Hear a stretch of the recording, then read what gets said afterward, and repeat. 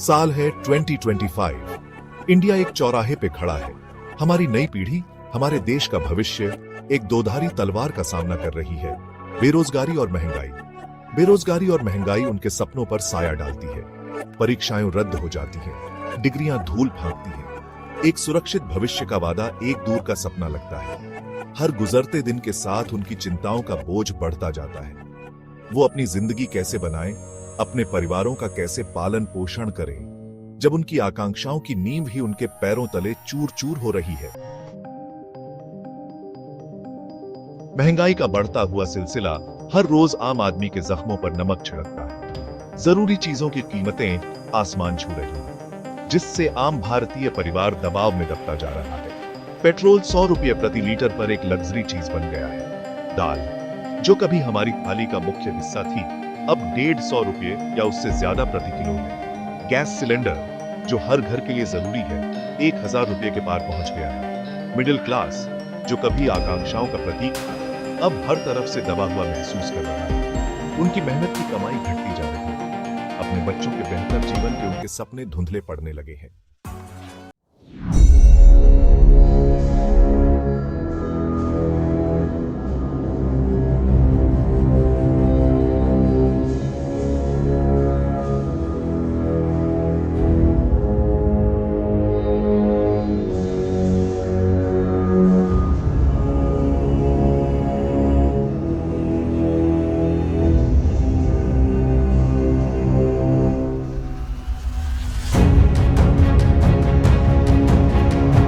का हथियार है। हमारी गलत प्राथमिकताओं के नतीजे हमारे चारों ओर दिखाई दे रहे हैं। जैसा बोगे वैसा काटोगे। बंटवारे के आधार पर वोट देकर हम उन लोगों को ताकत देते हैं जो विकास पर नहीं, बल्कि फूट पर फलते फूलते हैं। हम ऐसे नेताओं को चुनते हैं जो काम से ज्यादा दिखावे को अहमियत देते हैं, जो ठोस समाधानों के बजाय खोखले नारे देते हैं।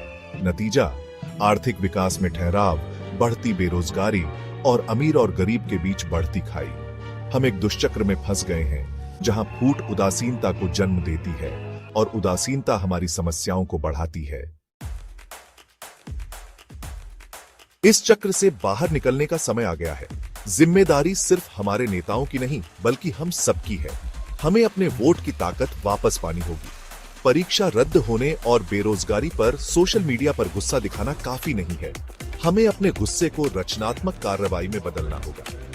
हमें उन लोगों से जवाबदेही मांगनी होगी जो हमारा वोट मांगते हैं। सवाल ये नहीं है कि क्या नेता बदलेंगे, सवाल ये है कि क्या हम बदलेंगे। क्या हम अब भी वही पुरानी चालों से बहकते रहेंगे, या आखिरकार अपने और अपने देश के लिए बेहतर की मांग करेंगे? आंकड़े एक भयानक तस्वीर पेश करते हैं। सर्वेक्षण और रिपोर्ट एक कठोर सच्चाई बताते हैं।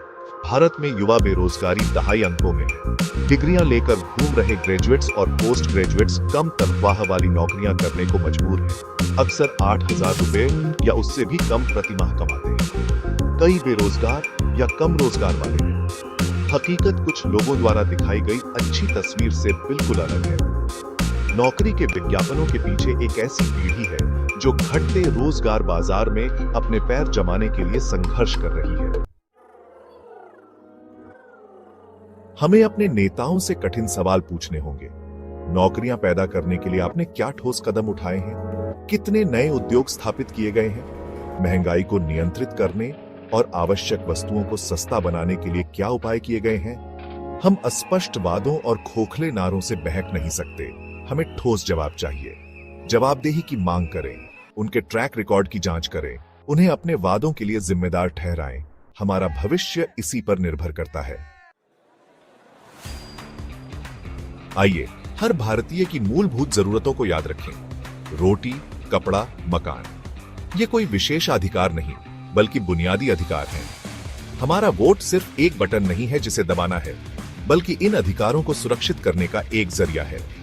फूट डालने वाले एजेंडे पर इन मूलभूत जरूरतों को प्राथमिकता देने का समय आ गया है। आइए हम नफरत और बंटवारे की राजनीति से विचलित न हो। आइए हम ऐसे भविष्य के लिए वोट दें जहां हर भारतीय को बुनियादी जरूरतें मिले, जहां हमारे बच्चों को अच्छी शिक्षा और स्वास्थ्य सेवा मिले, और जहां हमारे युवाओं को बेहतर जीवन बनाने का मौका मिले। आगे का सफर लंबा और कठिन है। हम 1947 में अपनी आजादी के बाद से बेहतर भविष्य के लिए लड़ रहे हैं, लेकिन हमें उम्मीद नहीं हारनी चाहिए। हमारा वोट हमारा सबसे ताकतवर हथियार है। आइए हम इसका बुद्धिमानी से इस्तेमाल करें। आइए हम गरीबी, बेरोजगारी और निराशा की बेड़ियों से मुक्त भविष्य के लिए वोट दें। ताकत हमारे हाथ में है। आइए हम अपनी आवाज बुलंद करें। आइए हम एक उज्जवल, अधिक समृद्ध भारत के लिए वोट दें, अपने लिए, अपने बच्चों के लिए और आने वाली पीढ़ियों के लिए।